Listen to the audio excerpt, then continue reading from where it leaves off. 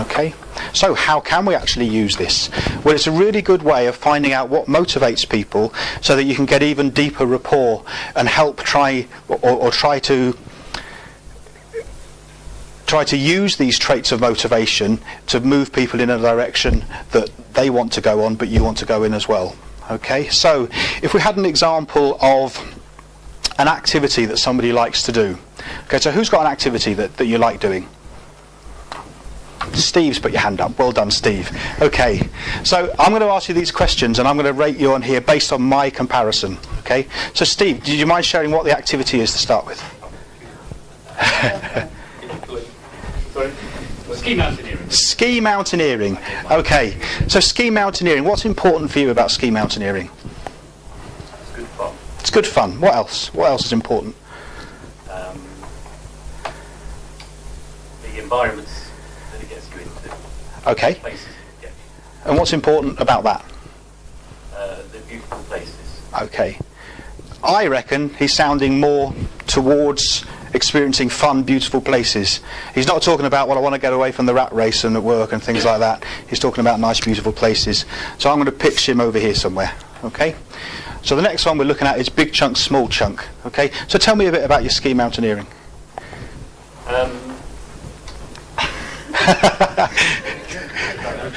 The last trip I did was in the Alps to the Écran area, went and did a week's trip hut to hut. Right, okay, Yeah. okay. Right, now, me, I'm just slightly hanging there thinking what's going to come next, and he's stopped. So I'm thinking, well, he's given perhaps not quite enough information. It's a bit too global. I would have liked a bit more information. So I reckon he's slightly here, okay? He didn't just say, well, you know, I like it and that's it, but he didn't certainly bubble. So there we go there. Okay, so when you're ski mountaineering, how do you know that you're having a good time, that you're really enjoying and you're having that fun that you set out to get? Not too scared. Physically, I've made whatever objective we've set ourselves at the end of the day. Right. Had perhaps a good descent, some good snow. Okay. So how do you know you're not too scared? Physical feeling. Physical feeling, okay. And these objectives that you set yourselves, okay, how are those objectives set? How do you know when you've achieved those objectives? How do you know you've achieved them? Usually we've got an outline plan before the trip. You know, Okay. We can go to this peak and then that hut. Yeah, okay. And who decides on that plan? The group of people who are going. So Okay. sometimes one or more people will take a lead and make a suggestion. Yeah. And others will say, yeah, that's fine. Yeah. Okay, so in the context of ski mountaineering, in that context, the first thing he said was, I'm not scared, so it was an internal reference. And then he shifted to some of these joint objectives that people have. So for me, I'm going to put Steve just slightly this side of centre. Okay, so then moving over to this side. Okay, so what's the relationship between the ski mountaineering you do now and the ski mountaineering you were doing maybe 5 years ago, if you were doing it 5 years ago?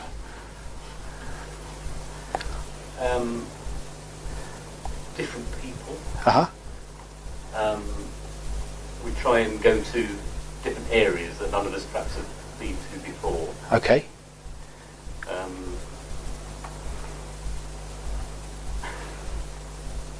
Finding that a difficult question to answer, actually. Right.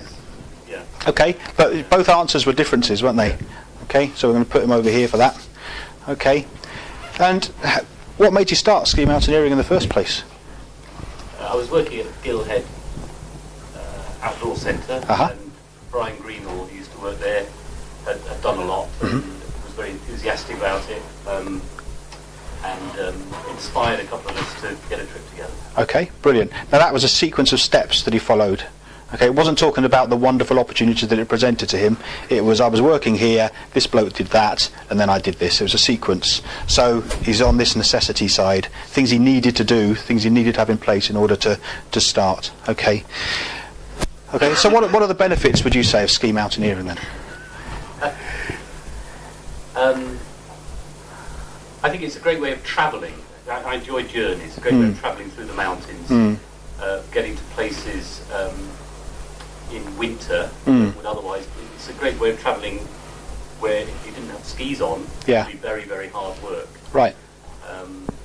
I think there's a nice mix of, if you like, effort and reward, and in good snow conditions, you get the benefit of a great descent, Yeah. which can be really exhilarating Okay. compared with walking down a mountain. Brilliant. Now, again, for me, that sounded more like his personal benefits than group benefits for other people. So I'm going to again put, in terms of ski mountaineering, Steve's sorting for self a bit more. Okay. So I've got some information there. Okay, some information about how Steve structures some of his drivers, some of his motivators, in order to take up and do an activity. So Steve, is there an activity that maybe you've thought about doing but you don't do? I tried paragliding, but I decided it was too dangerous and I couldn't afford it. Okay, so something you haven't done. So something you haven't done. Ballroom dancing. Ballroom dancing. Okay. So now what we're going to try and do is what we're going to do is use.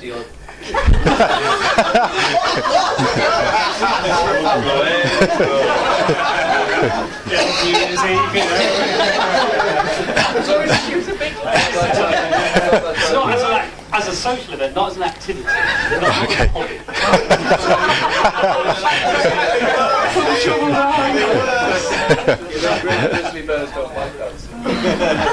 So now what we're going to do is we're going to frame ballroom dancing, but using what we know motivates Steve to do an activity. So Steve, just listen to this and bear with us for a minute.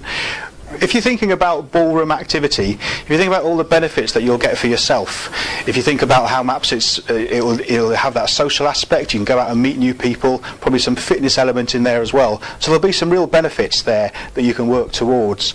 And ballroom dancing, we know, is a really good activity that you can do because it gets you out there meeting people, you see new people in new places, and apparently there are clubs who have little competitions and meets amongst other people. Okay?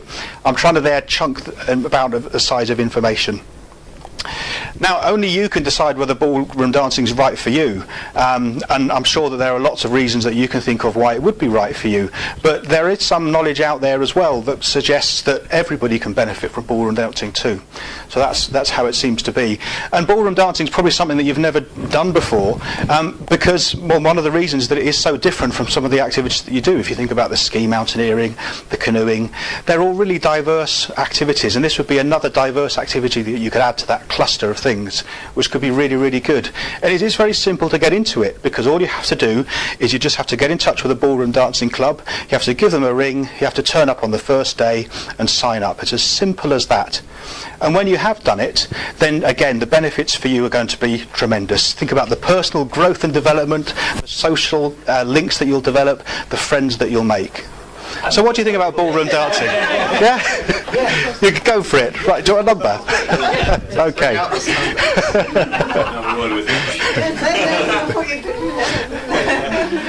So as you were following that, you would probably realise that what I was doing was framing what I was saying towards the end of the continuum that he'd used to give me his information about ski mountaineering. Okay?